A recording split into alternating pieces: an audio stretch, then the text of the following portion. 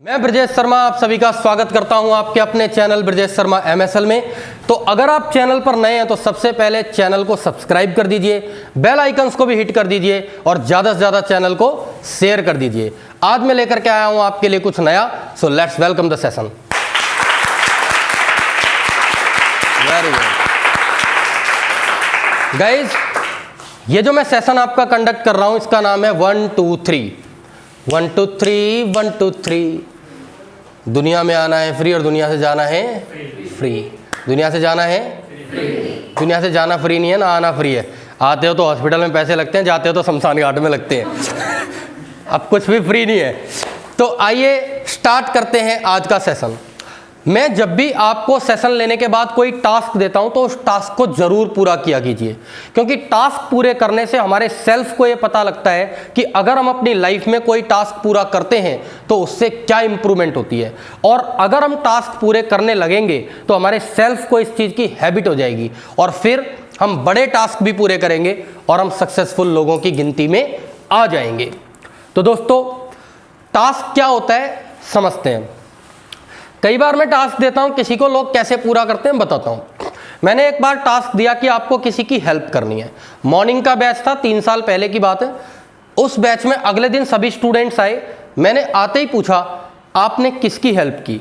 तो एक बच्चे ने बोला कि सर, मैं जब आ रहा था तो एक बूढ़ी अम्मा थी और वो सड़क पार नहीं कर पा रही थी, तो मैंने उनको सड़क पार करा दी। तो मैंने क्लैपिंग करवाया और उसको बोला बहुत अच्छा आपने हेल्प किया। दूसरे स्टूडेंट से पूछा तो उसने कहा कि सर, जब मैं आ रहा था तो एक बूढ़ी अम्मा सड़क पार नहीं कर पा रही थी, तो मैंने उनको सड़क पार करवा दी। तो मैंने कहा वेरी गुड। मुझे लगा कोइंसिडेंस है कि भाई इसने भी वही काम कर दिया, इसने भी कर दिया। लेकिन 1 बाय 1 करके 30 स्टूडेंट्स क्लास में थे। 29 स्टूडेंट्स ने यही बोला कि एक बूढ़ी अम्मा थी, वो सड़क पार नहीं कर पा रही थी, मैंने उन्हें सड़क पार करा दी। 30th स्टूडेंट को मैंने खुद बोला, मैंने कहा तूने भी यही किया होगा। बोला नहीं सर, वो बूढ़ी अम्मा गिड़गिड़ाने लगी, बोली 29 बार कर चुकी हूं, अब तू चाहे जान ले ले पर सड़क पार नहीं करूंगी। बजाओ एक बार जोरदार तालियां। तो भाई, अपने टास्क पूरे करने के लिए आप किसी को ऐसे भी परेशान ना करें। तो आइए समझते हैं इस स्लाइड को। ट्राइनिटी, व्हाट इज दिस? दोस्तों, ट्राइनिटी हमेशा हमारे हिंदू धर्म में ब्रह्मा, विष्णु और महेश के लिए लगाई जाती है, जिसमें ब्रह्मा को कहा जाता है क्रिएटर, वो दुनिया को बनाते हैं। विष्णु को कहा जाता है प्रिजर्वर, वो दुनिया को पालते हैं। और शिवा, महादेव को कहा जाता है डिस्ट्रॉयर, वो पूरी दुनिया में प्रलय करते हैं। इस तरीके से सृष्टि का चक्र चलता रहता है। लेकिन आज हम इसका कोई डिफरेंट मीनिंग सीखने वाले हैं, ध्यान से समझना। We are the self creator of our self. हम अपने खुद के निर्माता खुद हैं, हम अपने खुद के क्रिएटर खुद हैं। It's okay. फॉर एग्जाम्पल, वेद में भी लिखा हुआ है अहम ब्रह्मास्मि, यानी मैं ही ब्रह्मा हूं, मैं ही ब्रह्म का अंश हूं। श्रीमद् भागवतम में भी लिखा हुआ है ममे वांसो जीव लोके जीव भूते सनातन है, यानी दुनिया के जितने भी जीव हैं वो सभी उस ब्रह्म के अंश हैं। बाइबल में भी लिखा हुआ है we all are the little drops of the ocean which is known as God, जिसको हम गॉड कहते हैं। उस सागर के हम सभी छोटे छोटे ड्रॉप्स हैं। रामायण में भी यहां तक कि यही लिखा हुआ है ईश्वर अंश जीव अविनाशी, चेतन अमल सहज सुख राशि, यानी उसी परमात्मा के अंश हम सब हैं। जब हम उसके अंश हैं तो हम अपने क्रिएटर खुद हैं। जन्म किसने कहां लिया ये कोई बड़ी बात नहीं है। एक ने जन्म लिया, बड़ी बधाइयां बजने लगीं, शहनाइयां बजने लगीं, बड़ी बड़ी व्यवस्थाएं हुई, मिठाइयां बटी, लाखों रुपए फूंक दिए गए। एक ने जन्म लिया सड़क के किनारे, कोई व्यवस्था न थी।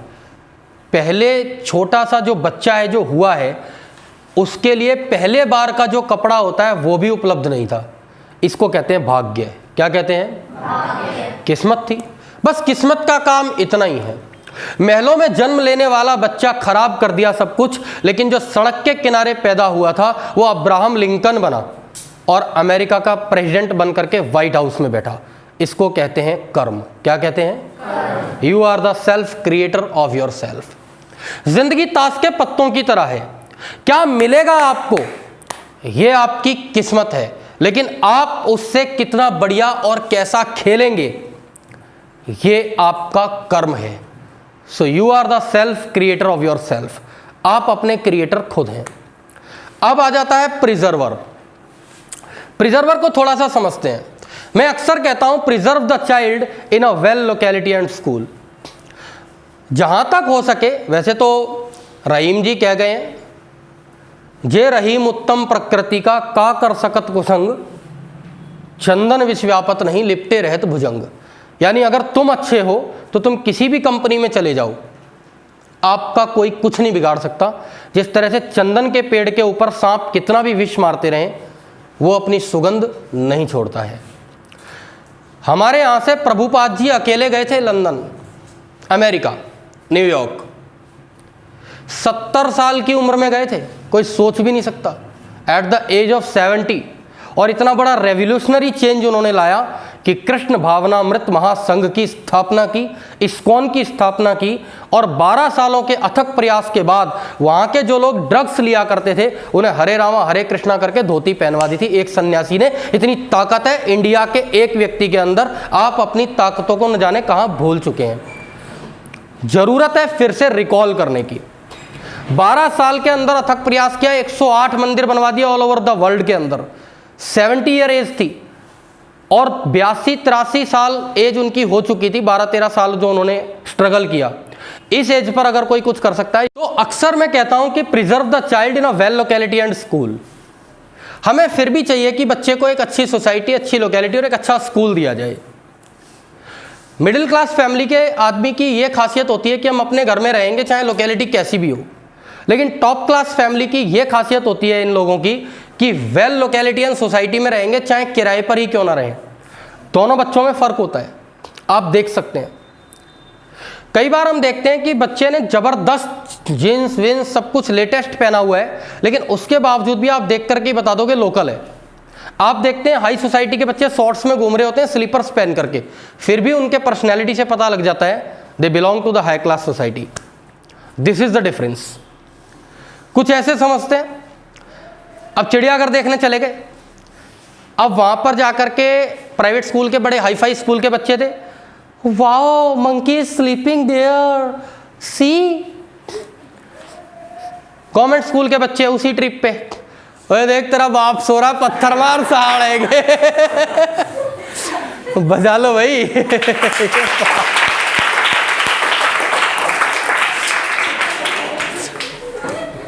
डिफरेंस है। तो preserve the child in a well locality and school. Destroyer, हम अपने डिस्ट्रॉयर भी खुद ही हैं। हम कुछ ऐसे काम कर देते हैं अपनी लाइफ में जिससे कि पूरा करियर डिस्ट्रॉय हो सकता है, और हम ही कुछ ऐसे काम भी कर सकते हैं जिससे करियर बहुत ज़्यादा अच्छा भी हो सकता है। आइए बात करते हैं टास्क की। First, create a good company for you. Create आप डिसाइड करिए कि मेरी सराउंडिंग्स में कौन कौन ऐसे लोग हैं जो अच्छे हैं, जिनसे मुझे बेनिफिट है, कौन कौन है जिनसे मिलकर के मुझे पॉजिटिव एनर्जी मिलती है, कौन ऐसे हैं जो मुझे हमेशा नेगेटिव कर देते हैं, वो खुद भी मनहूस हैं और मनुष्यत फैलाते हैं, उनको छोड़ दीजिए। Create a good company for you. अपने लिए गुड कंपनी का निर्माण करिए। आज ही डिसीजन लेना है आपको। ये पहला task. Second task, preserve your self in well surroundings. कोशिश ये करिए कि जिस जगह पर हम रह रहे हैं उसको वेल सराउंडिंग्स दें। अगर वो नहीं है, वहाँ ख़राब है मान लो माहौल, तो उस माहौल को छोड़ने की कोशिश करें। अब ऐसा थोड़ी है पापा को आज ही जा करके फोर्स करें घर बेचो, मेरे सर ने कहा है अब कनॉट प्लेस में रहेंगे आज से, पॉसिबल नहीं है। कोई बात नहीं, आप उन लोगों को छोड़ सकते हैं जो आपकी कंपनी को खराब कर रहे हैं। Destroy your anger. क्या लिखा हुआ है? अगर आप सक्सेसफुल बनना चाहते हैं तो सबसे पहला काम आपको यही करना पड़ेगा, डिस्ट्रॉय योर एंगर। कई लोग कहते हैं सर मुझे गुस्सा बड़ा आता है, मैं छोड़ ही नहीं सकता। मैं स्मोकिंग करता हूँ, मैं छोड़ ही नहीं सकता। आई एम अल्कोहलिक, मैं अल्कोहल को छोड़ ही नहीं सकता। ये सारी बकवास बातें हैं। आप कुछ भी कर सकते हैं, यू कैन डू एनीथिंग। मैं एक लाइव एग्जांपल आपको, एक डेमोन्स्ट्रेशन बताता हूँ अपनी लाइफ का एग्जांपल, रियल एग्जांपल है, आप भी समझ जाएंगे। मैं स्टार्टिंग में जब पढ़ाना शुरू करा, जब ये सब कुछ मैं लाइफ कोचिंग दिया करता था, मैनेजमेंट कोचिंग दिया करता था, लाइफ मैनेजमेंट ये सब कुछ सिखाता था, तो नया नया शौक था। तो सभी लोगों के अंदर बात पहुंच चुकी थी कि भाई यहाँ पर ये सिखाते हैं। जब NLP किया था तो न्यूरो लिंग्विस्टिक प्रोग्राम्स किया करता था, साइकिक हीलिंग्स करता था, तो सभी के पास में ये न्यूज़ थी कि यहाँ पर काम बन जाता है। एक व्यक्ति मेरे घर आ गया and that time I was 20 years, मैं 20 साल का था। एक व्यक्ति मेरे घर आया और आकर के मुझे बोला, ब्रजेश शर्मा आप ही हो? मैंने कहा yes I am Brajesh Sharma. मेरा चेहरा ऐसा था और उसका ऐसा था, गुस्सा बहुत आता है मुझे। तो मैंने कहा फिर मैं क्या कर सकता हूँ, और कौन करेगा? नहीं और कौन करेगा, गुस्सा ख़त्म करो मेरा। ये सारी दुनिया में इधर उधर बातें फैल रही हैं, तुम कर देते हो, तो मेरे बारे में क्या मौत आ गई? यार वास्तव में बहुत आता है इसको, तो अभी तो कोई बात ही नहीं हुई और ये बोल कैसे रहा है। मैंने उसको कहा आप बोल कैसे रहे, थोड़ा ढंग से तो बात करिए। ऐसे ही करता हूँ मैं, ये बहुत ढंग से हो रही है ये। मैं घबरा गया। मैंने बोला अभी मुहूर्त ठीक नहीं है और आपका गुस्सा छुट्टियों में ठीक हो जाएगा, आप कल सुबह आ जाना 9 बजे करेक्ट। कर दियो। मैंने कहा हाँ चिंता ही मत करिए आप, पक्का आपका गुस्सा ठीक हो जाएगा। अगले दिन सुबह 9 बजे एग्जैक्ट आ गया वो, और आकर के उसने बेल बजाई, मेरी मम्मी ने गेट खोला तो बोला ब्रजेश है क्या? तो मेरी मम्मी को मैंने पहले पूरे घर को समझा दिया था। मेरी मम्मी ने कहा पूजा कर रहे हैं आप वेट करो, और खड़े रखा। मैंने कहा अंदर मत आने देना ना, कुर्सी बिठाना। बाहर ही खड़ा था। 10 मिनट हो गए, इतने में तो फास्ट एंड फ्यूरियस हो जाता था वो। देखिए ना फास्ट एंड फ्यूरियस मूवी, ऐसा ही वो भी हो जाता था, फ्यूरियस। गुस्से में आ गया। हो गई पूजा? मेरी मम्मी ने कहा अभी नहीं हुई, थोड़ी देर वेट करो। 9 बजे बुलाया था। मेरी मम्मी ने कहा वेट करो। आधा घंटा वेट करते हुए हो गया उसको। अब वो आग बबूला हो गया, कहाँ है ब्रजेश? मेरी मम्मी ने कहा ऐसे कैसे घर में घुस रहे हो, है कहाँ? तो मैंने कहा वो इतना गुस्से वाला है, वो अंदर आ ही जाएगा, जब वो बिल्कुल ही ना रुके तो आने देना। मेरी मम्मी ने कहा ऊपर वाले कमरे में है। भाई जीना चढ़ते हुआ आया ऊपर एकदम से। जब वो ऊपर आया, मैं इस तरह से दीवार से चिपका हुआ था, यूं